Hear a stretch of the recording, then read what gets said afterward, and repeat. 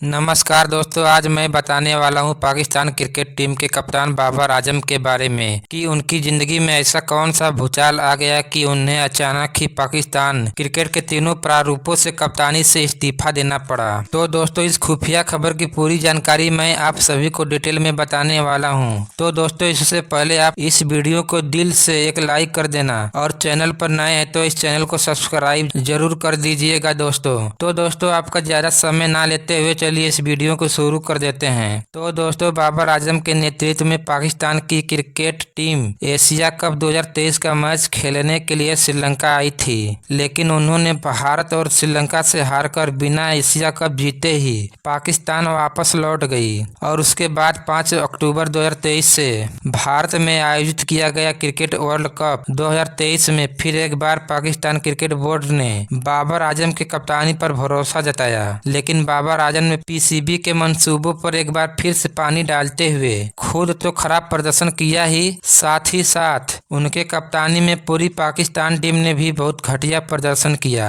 जिसके कारण Pakistan team top 4 में अपना स्थान पक्का नहीं कर सकी और वर्ल्ड कप से बाहर हो गई। और इस हार से पाकिस्तान के फैंस और पाकिस्तान के पूर्व खिलाड़ी बेहद नाराज हो गए और पाकिस्तान के सभी क्रिकेट फैंस के साथ साथ पाकिस्तान के पूर्व दिग्गज खिलाड़ियों ने भी बाबर आजम के ऊपर शब्दों का करारा प्रहार करना शुरू कर दिया। और उन्होंने बाबर आजम के ऊपर आरोप लगाया कि बाबर आजम सिर्फ कमजोर टीमों के खिलाफ अच्छी पारियां खेलते हैं और मजबूत टीमों के खिलाफ अक्सर उनका फ्लॉप शो दिखाई देता है और वह क्रिकेट से ज्यादा अपने गर्लफ्रेंड पर ज्यादा फोकस कर रहे हैं। तो दोस्तों, अपने ही मुल्क के तमाम लोगों की तमाम प्रकार की बातें सुनकर बाबर आजम के दिमाग में भूचाल आ गया और वह तुरंत क्रिकेट के तीनों फॉर्मेटों से पाकिस्तान टीम के कप्तानी से इस्तीफा दे दिया और अपने सिर पर लदे सभी बोझ से मुक्त हो गए। दोस्तों, बाबर आजम बताते हैं कि मुझे वह पल आज भी याद है जब पाकिस्तान क्रिकेट बोर्ड की तरफ से 2019 में पाकिस्तान क्रिकेट टीम के कप्तानी करने का मुझे कॉल आया था।